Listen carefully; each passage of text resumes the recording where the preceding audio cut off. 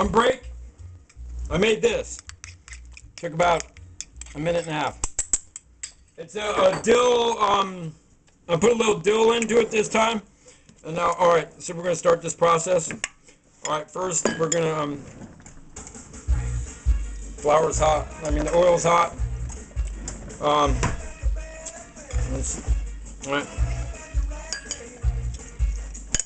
See how that foamed up like that? We're going to turn this into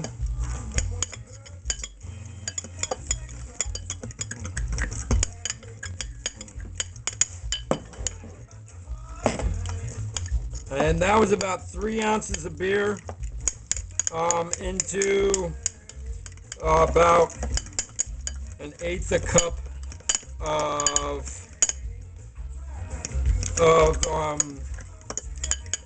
flour. Now this is a thing where we got to test it. So what we're going to do, we can take this nasty piece of chicken.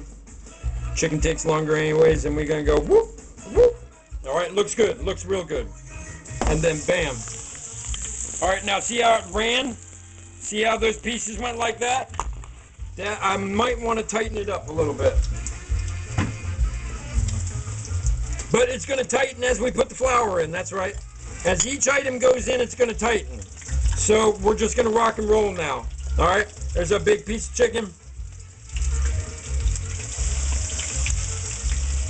Alright. Alright, and then all the shrimp. And I'm doing this really, really quick. Normally you're supposed to, you grab a couple of them like that. Finger, finger, finger. 4 at once. Beer batter. Alright. Get it on all sides. And then dangle them in the grease. And then you let them go. That's so they don't stick together. Alright. Why I dangled them. Alright. So, and this is exactly how the station at McGrath's works. Or any beer batter station, alright?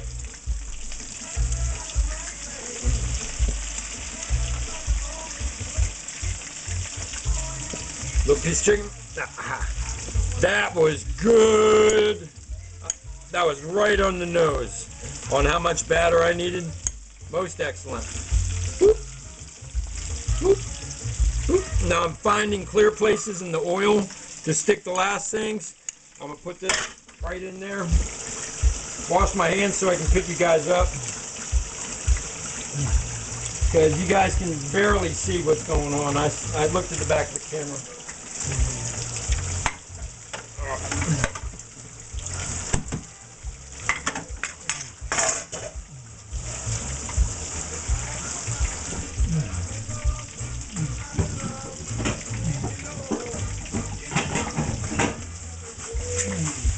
Oh, whoa.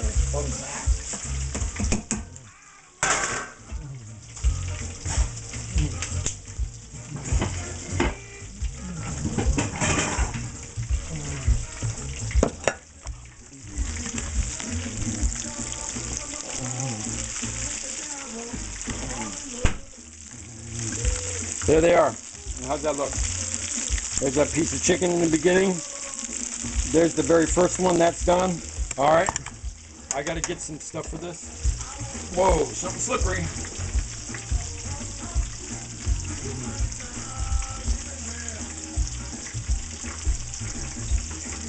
Some ghetto napkin here. Yeah, we don't buy napkins in ghetto. We buy toilet paper. You know what I mean? Alright. Alright, we're pulling this one first. And let you look at this. Kind of got overloaded. Now that piece of chicken probably ain't done. But all the shrimp that's floating. Yeah. Irresistible.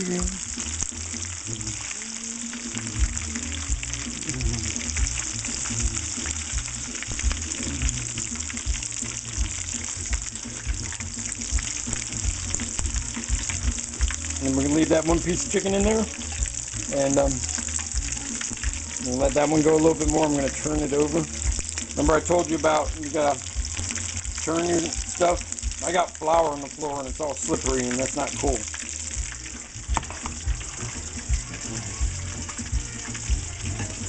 Alright, and I'm just going to let those go for a second. And I'm going to sweep my floor because it's driving me crazy. And I refuse to walk around in flour. That's what was in that pie tin. That's why I had it in a plastic bag.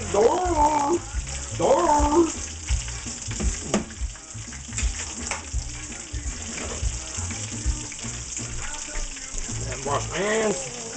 Slide through. God, here's this for you. Alright, that one big piece of chicken, remember we put that in? And this is how much beer I have left, okay? I use Shock Top, End of the World, Midnight Wheat. You see it now? I don't hold still too much sometimes. Alright, keep that frying. I was thinking about doing an explanation or a mini show of what the heck happens when grease overloads and gets over hot. Basically, what you have is like almost an explosion. Alright? But we'll get to that another day. I'm hungry. Must have had a real bad day.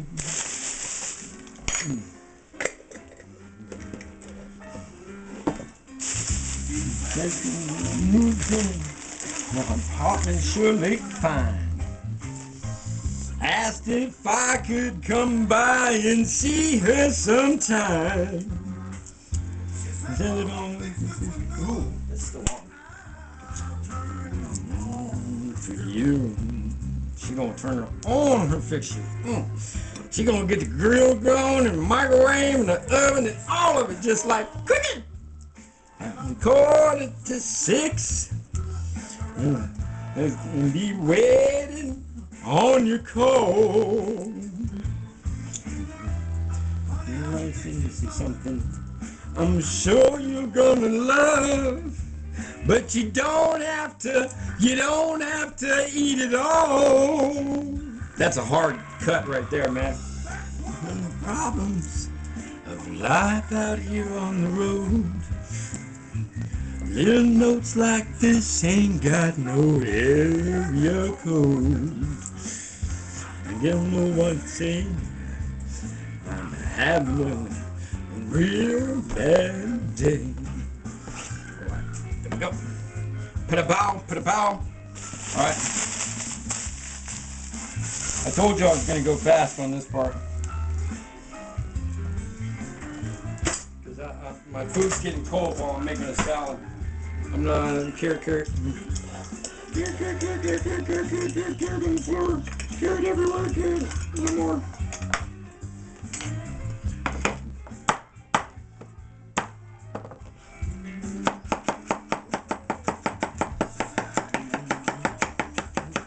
At 5:45 and be waiting on your call.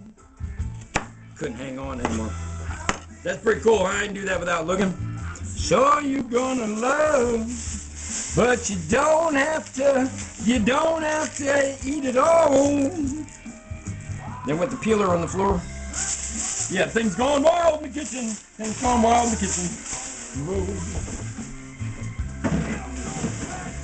Ain't got no area code. Know what to say. I'm having a real bad day. Wow.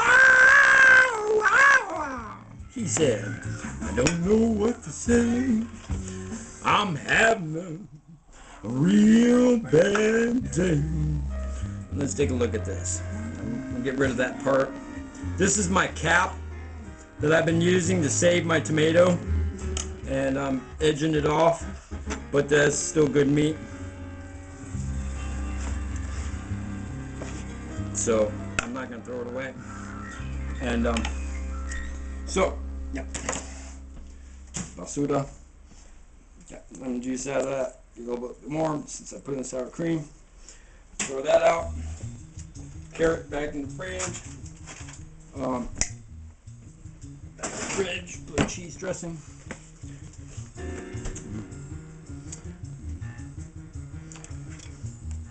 Blue cheese.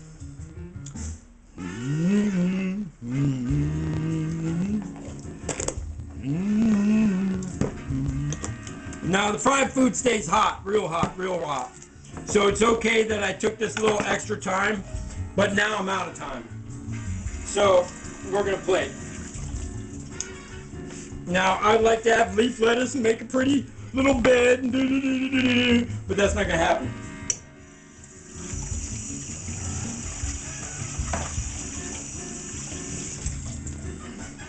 You know how I am about my deck.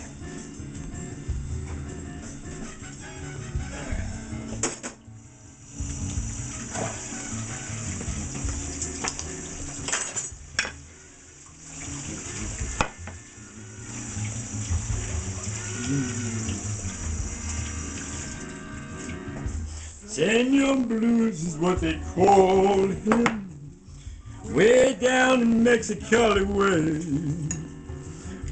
Senor Blues is what they call him, in the hopes that he will stay. Time that they love him, Senor Blues done gone away. Only good looking. Alright, that's our shrimp right there. See how they got stuck a little bit? But they're not bad. And there's our beautiful chicken, and let's see if it's cooked all the way through. See that? Nice and juicy in there. Beautiful. Beautiful. And that right there. Now, notice there's no real carbohydrates on the plates, because that's a lot of carbs right there. The oil, I use, I don't use canola oil or soybean oil. I use vegetable oil. Sour cream away. Here's our dip. And we are going to get one.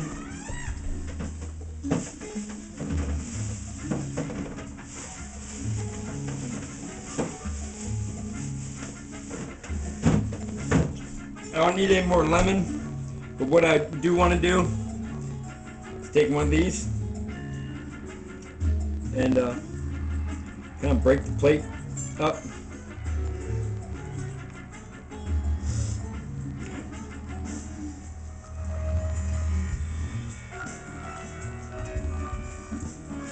There's this this flaming drink that you make off. You do an orange peel really well like this, and it twists like that, and then you have the brandy come rolling. Can you guys see me at all? I hope. So you have the brandy. You pour the brandy down onto this, and it makes a coffee, and then you light it, and the brandy comes down in this long swirl. You have tongs, of course, right? And the fire's coming up, and the juices are firing out of this because this stuff, when you spray like that, see all that stuff? That sorbent acid, it's all highly flammable. It's really cool. Here, I'll show you. You see that? That's cool, huh? Gotta do it again.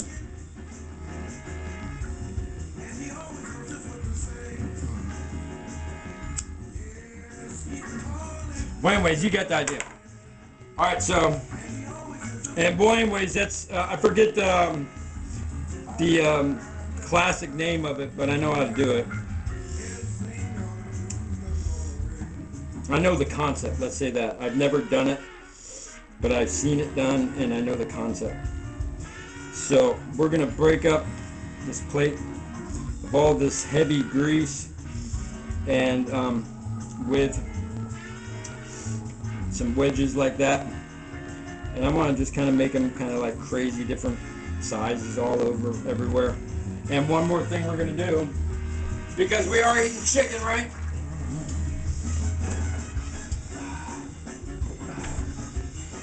Because I'm going to get a little barbecue. Put it right there in the plate. Alright. Alright, Chef John the Ghetto Gourmet. I know this is a long video. Happy Easter. I'm going to keep putting up my Easter stuff. Of course, I like fresh black and cracked pepper on that, but that's not what we got. How much did this meal cost me? $3. Alright, and let's zoom in. The other button. There's our shrimp. Chicken.